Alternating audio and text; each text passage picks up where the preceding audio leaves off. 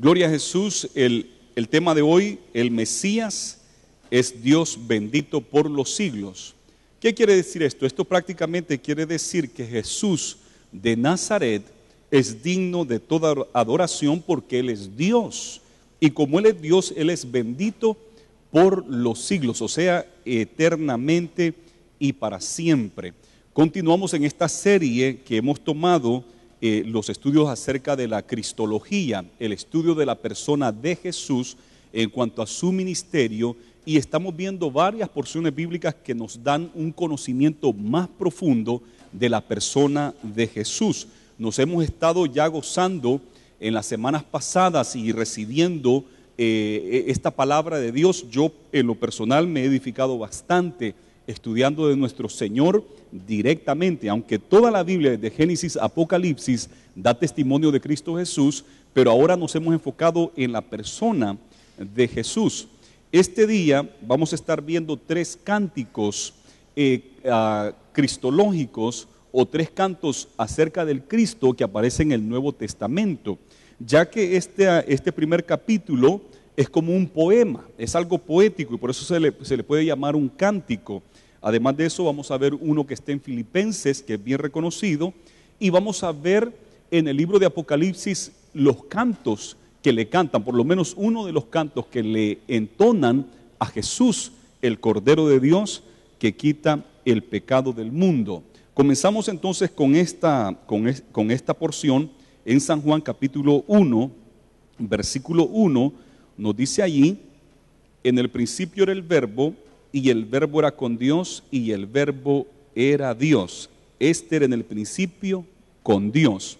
Juan, que era uno de los discípulos, uno de los 12, él escribe toda su evangelio, como será titulado a este estilo de escritura, que son 4 evangelios. El de Juan está concentrado en hacernos ver que Jesús de Nazaret, el hijo de María, el hijo de José, el carpintero, y María, es verdaderamente el Hijo de Dios. Y por medio de su escrito, Juan quiere que nosotros miremos claramente que Jesús es el Mesías, que Jesús además es Dios mismo. Y miramos entonces de que en esta porción bíblica que estamos leyendo, miramos que se habla de Jesús acerca de su preexistencia. Antes de que Él naciera del vientre de la Virgen María, ya Jesús existía, la preexistencia de Jesús, lo miramos aquí en Juan 1:1. Además encontramos en toda la Biblia, encontramos porciones de la preexistencia de Jesús, encontramos enseñanza bíblica directa de la encarnación de Jesús, del Cristo, cómo Él se hizo hombre a través de la Virgen María, y también de su muerte, de su glorificación y de su adoración universal. Y esto de la adoración universal es bien importante que nosotros entendamos, y parte de lo que vamos a estar hablando hoy es de esta adoración, y es una adoración universal, o sea que todo el mundo debe de adorar a Cristo Jesús. Juan nos enseña entonces desde el comienzo de que Jesús es Dios. Juan también usa el yo soy, varias veces aparece yo soy la puerta, yo soy la luz del mundo, y aparece varios esa palabra yo soy, y es bien interesante porque la palabra yo soy es las palabras que Dios le dijo a Moisés cuando Moisés le dice ¿cuál es tu nombre? Porque nosotros siempre que nos referimos a ti decimos el Dios de Abraham, el Dios de Isaac, el Dios de Israel, pero ¿cuál es tu nombre? Entonces Dios le contesta diciendo yo soy el que soy, ve y dile a Israel que el yo soy te envía. Entonces esa palabra yo soy en hebreo se dice Yahweh, yo soy, que en español lo hemos traducido a Jehová o también a Yahvé, que en una Biblia se usa Yahvé o Jehová o en inglés Jehová, pero sí originalmente es Yahweh. Pero ¿sabe qué quiere decir Jehová o Yahvé o Yahweh, que sería del original hebreo? Quiere decir yo soy. Entonces Jesús usó la palabra yo soy en muchas ocasiones, y Juan registra las veces que Jesús usó la palabra yo soy. Una vez cuando le decían le cuestionaban su ministerio, Jesús les dijo: Abraham miró mis días y se alegró. Y le dijeron, ahora sí sabemos que estás loco, que estás endemoniado. ¿Cómo tú dices que Abraham vio tus días si tú ni siquiera tienes 50 años? Jesús tenía aproximadamente 30 a 33 años de edad. Y le dice, hoy sí sabemos que tienes demonio, estás loco, porque ¿cómo es que Abraham vio tus días y se alegró si tú ni siquiera llegas a los 50 años? Y Jesús le responde, de cierto les digo que antes que Abraham fuese, yo soy. Y cuando dijo yo soy, ellos sabían que se estaba haciendo pasar por Dios.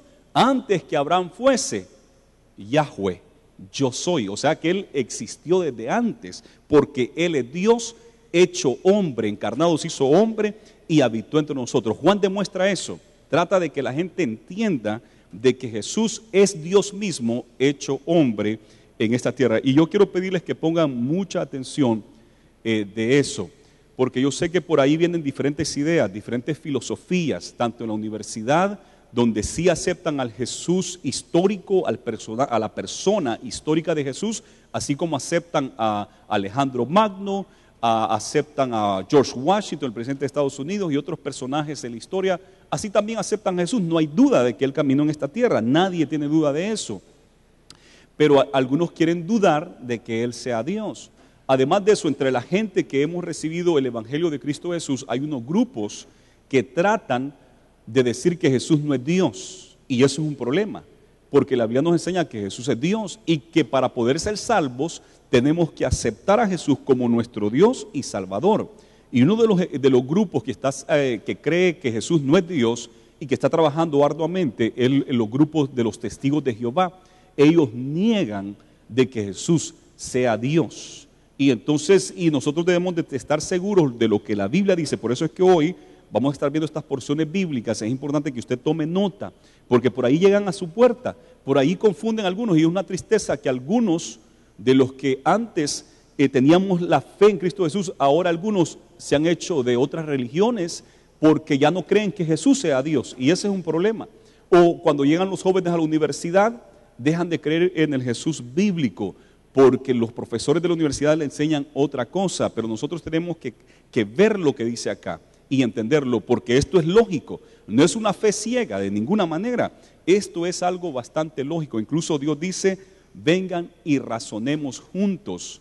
Come and let's reason together. Vengamos y razonemos juntos, porque Dios es un Dios de lógica, es un Dios ordenado. Yo quiero que ustedes vean esto y lo capten. Entonces aquí Juan comienza todo su evangelio llevándonos al principio, bien importante, el verbo, que es logos en griego, o que verbo en español sabemos que es una palabra de acción. Entonces podemos decir, en el principio era el verbo o la palabra, el logos, en el principio era el verbo, la palabra, y el verbo era con Dios y el verbo era Dios. Esto prácticamente nos está diciendo que el verbo, que más adelante nos va a decir que es Jesús mismo, es Dios. Era con Dios en el principio, ya estaba el verbo, estaba con Dios y era Dios, así mismo. Los testigos de Jehová, debido a que no quieren aceptar de que Jesús sea Dios, ellos le han cambiado acá y le han añadido un artículo. Si usted lee la Biblia de los testigos de Jehová, se dará cuenta que ahí dice, y era un Dios. Gramáticamente, tomando en cuenta el griego, no se le puede añadir un artículo allí para que diga es un Dios. El griego no lo permitiría de que se le añada allí que era un Dios. Pero más que eso, la idea bíblica, todo lo que la Biblia nos enseña, lo que es los principios judeo-cristianos, judíos y cristianos, tampoco nos permiten ponerle allí un Dios. Jamás. Lo que es la teología judea cristiana no puede decir allí de que Dios creó a otro Dios. Eso es imposible. Eso no existe, porque la Biblia nos enseña que hay un solo y verdadero Dios. Y al añadirle allí que Dios creó a otro Dios, ese es un problema teológico inmenso. Y no sé por qué los testigos de Jehová no pudieron darse cuenta del grave error teológico que estaban cometiendo al añadirle un Dios, porque no querían quitar el texto, porque ellos dicen de que no se le puede quitar ni añadir, porque la Biblia lo dice, y nosotros lo sabemos, pero como ellos no le querían quitar completamente, pero le añadieron el que hace un problema teológico terrible, porque la Biblia dice que fuera de Dios no hay más, no hay otro Dios que Dios haya creado, hay un solo y verdadero Dios. La verdad es que el Padre, el Hijo y el Espíritu Santo es un solo y verdadero Dios, y tienen diferentes funciones, el Padre, el Hijo, el Espíritu Santo, 3 personas en una, y es el misterio de la deidad, pero nosotros lo recibimos por fe porque así la Biblia lo enseña, es la única manera lógica de recibir a Dios, que es 3 partes, así como nosotros somos 3 partes, cuerpo, alma y espíritu, y más bien se dice espíritu, alma y cuerpo, porque ese es en el orden de importancia, espíritu, alma y cuerpo, así somos nosotros, igual que Dios, en 3 partes, Padre, Hijo y Espíritu Santo. Dice el versículo 2, este era en el principio con Dios. Todas las cosas por Él fueron hechas, y sin Él nada de lo que ha sido hecho fue hecho. Fíjese acá que nos dice que todas las cosas fueron hechas ¿por quién? Por el Verbo, porque estamos hablando del Verbo. Todas las cosas fueron hechas por Él. ¿Y quién es este Verbo? Bueno, miremos lo que dice el versículo 14. Más abajo, baja hasta el 14. Y aquel Verbo fue hecho carne y habitó entre nosotros. Y vimos su gloria, gloria como del unigénito del Padre, lleno de gracia y de verdad. Entonces esto es bien importante porque el Verbo del que está hablando Juan se hizo ¿qué? Carne. ¿Cómo se hizo carne? Cuando el Espíritu Santo vino sobre María y siendo ella virgen, Dios pone al Hijo dentro de su vientre para que nazca Jesús. Pero qué interesante que este Verbo hizo todas las cosas, pero la manera que Juan lo pone, no hay duda, porque fíjese las palabras que usa. Todas las cosas fueron hechas por Él, todas. Si hubiese dicho las cosas fueron hechas por Él, pues todavía se puede decir, bueno, quizás algunas cosas no, pero cuando dice todas las cosas fueron hechas por Él, es cosa seria, o sea, toditito, todo fue hecho por Él. Y allí entonces viene un problema, porque si Él hizo todas las cosas, no podía hacerse a Él mismo, ¿verdad? Él no podía hacer otro Dios, como dice los testigos de Jehová, y era un Dios. No se puede, porque si Él hizo todas las cosas, Él hizo todas las cosas. Pero si acaso usted todavía no está entendiendo esto, o no está seguro de esto, mire la otra palabra que usa. Y sin Él, nada. Fíjese, de primero, todas las cosas fueron hechas por Él, y después nos dice, y sin Él, nada. Esa es otra palabra bien importante. Nada de lo que ha sido hecho fue hecho. O sea, de que Él es el autor de la vida. Él es el que ha hecho todas las cosas. Y el 4 todavía lo pone más fuerte. En Él estaba la vida, y la vida era la luz de los hombres. Este Verbo es la vida. En Él estaba la vida. Él es la vida, es Él el que da vida. Por eso es que Jesús dijo una vez, yo soy el camino, la verdad, ¿y qué más? Y la vida, y nadie va al Padre si no es por mí, y Juan da testimonio de eso. Él es la vida, en Él estaba la vida, y además de eso nos dice acá, y la vida era la luz de los hombres, la luz en las tinieblas resplandece, y las tinieblas no prevalecieron contra ella. Se parece a Génesis capítulo 1 y Génesis capítulo 2, que habla de la creación, del principio, y lo primero que se hace es la luz, y dijo Dios sea la luz, y fue la luz. Y aquí de la misma manera, el hombre ahora está en tinieblas, hablando espiritualmente, debido a la caída de Adán y Eva, ahora el hombre está en tinieblas, pero Jesús viene para que haya luz, para que tengan luz nuevamente, para que sepan el camino el cual Dios ha trazado para nosotros. Dice el versículo 6, hubo un hombre enviado de Dios, el cual se llamaba Juan. Este vino por testimonio, para que diese testimonio de la luz, a fin de que todos creyesen por él. No era él la luz, sino para que diese testimonio de la luz. Aquella luz verdadera que alumbra a todo hombre venía a este mundo. En el mundo estaba, y el mundo por él fue hecho, pero el mundo no le conoció. A lo suyo vino, y los suyos no le recibieron. Esto es bien poderoso. Vino al mundo esta luz, que es Jesús. En el mundo estaba, y el mundo fue hecho por él, pero el mundo no le conoció. A lo suyo vino, y los suyos no le recibieron. Vino al pueblo de Israel, porque Jesús es judío, y él dijo una vez, la salvación viene de los judíos porque él es de la tribu de Judá. José y María, los dos eran de la tribu de Judá y se confirma en la Biblia cuando fueron a Belén, porque Belén es de Judá, a hacerse contar en el censo que había puesto César en esa ocasión, y ahí nos confirma que ellos son los dos, José y María, de la tribu de Judá, y Jesús, por lo tanto, es de la tribu de Judá, y él es judío. A los suyos vino, a los judíos, pero ¿qué pasó con el pueblo de Israel? Los suyos, que son los judíos, el pueblo de Israel, no le recibieron, sino más bien dijeron, ¿qué dijeron los judíos? Crucifíquenle, porque dijeron que era un falso Cristo, que era un falso profeta, que los milagros que hacía era por el poder de Belcebú. Bien interesante que los judíos reconocieron que Jesús tenía poder y que sanaba enfermos, echaba fuera demonios y resucitaba muertos. Pero ¿sabe qué dijeron ellos? Es por el poder del diablo. Hay varios escritos que no son la Biblia, no son sagrados, de esa época. Uno de ellos, el historiador Josefus, un historiador judío que reconoció que Jesús hacía milagros. Él no aceptaba a Jesús como Cristo ni el Mesías, pero reconoció que él tenía poder para hacer milagros, pero él quiso decir que ese poder era como diabólico. Entonces los historiadores de hoy leen eso y dicen, pues sí hubieron milagros, porque este es enemigo de Jesús. ¿Para qué iba a poner él que hubieron milagros si es enemigo? Si hubiese escrito, no hubo ningún milagro, eran mentiras que hacían milagros.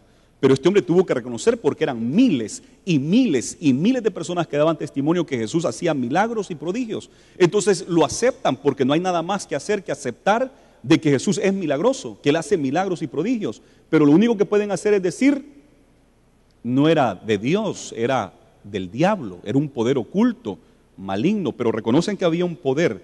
Nosotros sabemos, bíblicamente, podemos ver que era el poder de Dios porque él es el Dios mismo, a lo suyo vino. El mundo no lo reconoce y su propio pueblo Israel lo rechaza. El mundo no se dio cuenta que él estaba acá y él había hecho este mismo mundo. Los suyos, los judíos, no le recibieron. Pero el versículo 12 es hermoso. Mire lo que dice el 12. Mas a todos los que le recibieron, a los que creen en su nombre, le dio potestad de ser hechos hijos de Dios. Démosle fuerte ese aplauso al Señor. Gloria a Jesús. Esto es hermoso. En el mundo estaba y el mundo no le conoció. A los suyos vino y los suyos no le recibieron. Pero a todos los que le recibieron, a los que creen en él, le dio potestad de ser hechos hijos de Dios. Esos somos nosotros, los que hemos creído, los que le hemos recibido, hemos creído y recibido su nombre y lo hemos aceptado. Aquí está la palabra creer y recibirlo, o sea, aceptarle. Porque nosotros siempre hacemos la invitación que usted reciba, que usted acepte a Jesús como su Dios y su Salvador. Los cuales, dice el 13, no son engendrados de sangre, ni de voluntad de carne, ni de voluntad de varón, sino de Dios. O sea, somos hijos, hablando en lo espiritual. No somos descendientes de Abraham, de Isaac y de Israel. No somos parientes de la tribu de Judá para ser parientes de Jesús. Pero aunque no somos israelitas ni judíos, pero somos hijos de Dios por la fe, porque le hemos creído y por la gracia de Él. El versículo 14 dice, y aquel verbo fue hecho carne y habitó entre nosotros. Y puso su tienda con nosotros, su habitación la puso con nosotros. Y esto es lo que vio David cuando dijo en el Salmo 8, ¿quién es el Hijo del Hombre? ¿Qué es el hombre? Para que tengas de él memoria. ¿Y quién es el Hijo del Hombre? Para que lo visites. Le has hecho un poco menor que los ángeles. ¿Quiénes somos nosotros para que Dios haya venido a visitarnos y haya habitado entre nosotros? Y el salmista lo pudo ver unos 1000 años antes de que Jesús viniera a la tierra. Y aquí se cumple, habitó entre nosotros y vimos su gloria. Gloria como del unigénito del Padre, lleno de gracia y de verdad. Juan dio testimonio de él y clamó diciendo, este de quien yo decía, el que viene después de mí es antes de mí, porque era primero que yo, porque de su plenitud tomamos todos, y gracia sobre gracia. Pues la ley por medio de Moisés fue dada, pero la gracia y la verdad vinieron por medio de Jesucristo. A Dios nadie le vio jamás.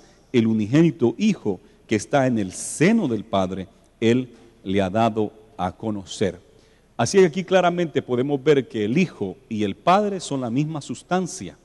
Es el mismo Dios que vino y habitó entre nosotros. Juan también, el autor del Evangelio de Juan, también demuestra de que los fariseos entendían, según los diálogos que miramos ahí en el libro de San Juan, entendemos que los fariseos saben de que Jesús se está haciendo pasar por Dios y por eso es que lo matan. Por eso es que al final lo llevan a la cruz del Calvario, porque varias veces le dicen, pero tú quieres decir que tú eres Dios, porque él decía el Hijo de Dios. Entonces por eso fue que lo mataron. Una vez cuando le bajan a un hombre paralítico, abren el techo y entre 4 bajan al paralítico, Jesús sabía que estaba lleno de fariseos la casa. Y Jesús les dijo, ¿qué es más fácil decir cuando el hombre está ahí? ¿Tus pecados te son perdonados? O levántate, toma tu lecho y anda. Y todos se quedaron callados. Él los está probando. Ahí está el hombre. Ellos sabían que Jesús tiene poder para sanarlo porque ha sanado a muchos. Y lo están acusando, lo están viendo y están queriéndolo señalar. Están pendientes a lo que va a hacer para acusarle. Para decir, este está endemoniado, este no es verdadero, porque lo quieren agarrar en algo. Y Jesús le dice, ¿qué es más fácil decir? ¿Tus pecados te son perdonados? O levántate y anda. Porque cuando al hombre lo pusieron ahí, Jesús le dice, tus pecados te son perdonados. Y no lo sanó, sino que le dice, tus pecados te son perdonados. Y los fariseos dijeron, pero ¿quién se cree este? Si solo Dios tiene poder para perdonar pecados. Tenían toda la razón. Eso es lo que la Biblia nos enseña. Porque ¿quién dio los 10 mandamientos? Dios. Y cuando alguien peca, ¿contra quién está pecando? Contra Dios. ¿Y quién es el que tiene poder para perdonar? Es Dios. La Biblia dice, no cometerás adulterio. Y cuando un hombre o una mujer cometen adulterio, le son fieles a su esposo o a su esposa, están pecando directamente contra Dios, contra el que dijo, no cometerás adulterio. Y claro, además está pecando contra su esposo o esposa. Pero ¿quién debe de perdonar? Dios. Él es el que puede perdonarle. Y claro, el esposo y la esposa también deben de perdonarse. Pero el único que tiene poder para perdonar de verdad pecados es Dios, no es el hombre. Entonces Jesús le dice, pues, para que ustedes vean que el Hijo del Hombre tiene poder para perdonar pecados en esta tierra, yo te digo a ti, levántate y anda. Y el hombre se levantó y caminó. Imagínense los fariseos cómo se sentían, porque de primero dijo, tus pecados te son perdonados. ¿Quién es este para que perdone pecados? ¿Qué es más fácil decir, tus pecados te son perdonados o levántate y anda? Para mí es más fácil decirle, tus pecados te son perdonados, porque él me puede decir gracias y no se ve nada, ¿verdad? Ahí. Pero decirle a un paralítico que no puede caminar por muchos años, levántate y anda, esa es cosa seria. Porque yo le puedo decir, levántate y anda. Y si no se mueve y no camina, entonces ¿a dónde está tu poder? Pero todavía Jesús les dice, para que ustedes vean de que yo tengo poder para perdonar pecados en esta tierra, a ti te digo, levántate y anda. Ese hombre se levantó y caminó. Entonces los fariseos entendían que Jesús se hacía pasar por Dios en los diálogos que tuvieron ahí, se mira en el libro de San Juan. Pero también en el libro de San Juan aparecen personas que adoran a Jesús, que le dan adoración. Aparece María Magdalena cuando acaba de resucitar, que le da adoración, le dice Raboni, mi maestro, y un título como para Dios. Y aparecen otros, los discípulos aparecen adorándole. Y acá yo quiero ver uno solo, que es bien famoso que le adoró. Y vamos a ir a San Juan capítulo 20. Y estamos hablando de Tomás. Jesús ya resucitó, ha muerto, fue sepultado, pero al tercer día Él resucitó. Cuando Jesús resucitó se apareció a sus discípulos, pero Tomás no estaba ahí la primera vez. Y ellos vieron bien contentos y le dicen a Tomás que Jesús ha resucitado, pero Tomás no les cree. Y mire lo que dice en San Juan 20, 24. San Juan 20, 24. Pero Tomás, uno de los 12, llamado Dídimo, no estaba con ellos cuando Jesús vino. Le dijeron pues los otros discípulos, al Señor hemos visto. Y él les dijo, si no viere en sus manos la señal de los clavos, y metiere mi dedo en el lugar de los clavos, y metiere mi mano en su costado, no creeré. O sea que le está diciendo, si yo no veo pruebas, yo no voy a creer. Yo tengo que ver las pruebas para poder creer. Aquí hay algo bien interesante, fíjense, que quiero que ustedes noten acá. Aquí nos dice Tomás, que él dijo, si no veo en sus manos la señal o la marca, si no veo en sus manos, o sea, las dos manos, ¿el qué? La señal o la marca. Ahí no dice las señales o las marcas, sino la señal o la marca. Y también es importante notar que dice clavos y no dice clavo, un clavo, sino que clavos en plural. ¿Por qué esto es bien importante? Porque los testigos de Jehová dicen de que Jesús murió en un madero, que nosotros también reconocemos que murió en un madero, pero ese madero los romanos le llamaban cruz, porque era un palo, una madera vertical y una horizontal, y a eso se le llama cruz, y también se le puede llamar un madero. Pero los testigos de Jehová, creo que ustedes han visto la atalaya, lo dibujan a Jesús que lo colgaron así, con sus manos así, y que por esa razón tenía que ser un solo clavo, porque si pone las dos manos juntas, le tienen que meter un clavo, ¿verdad? ¿Entienden eso? Un clavo para las dos manos y otro clavo para sus pies juntos. Entonces ellos así lo han enseñado, pero aquí se nos dice que son clavos en sus manos, y entonces clavos tienen que ser más de dos, para que sea plural tiene que ser más de dos, clavos tienen que ser dos en sus manos, porque no está hablando de los pies, en sus manos. Entonces entendemos que son dos clavos, y si nomás fuera, y si de verdad fue así como dice, y le metieran dos clavos, ¿qué pasaría? ¿Cuántas señales hubieran? ¿Cuántas marcas? Tenía que haber dos marcas, porque un solo clavo va a ser una sola marca, pero al ponerle dos clavos en las manos tenían que ser dos marcas. En otra parte también tenía que quedar las dos marcas, las dos señales, pero nos dice la Biblia que era una señal y dos clavos, o sea, una señal en cada mano.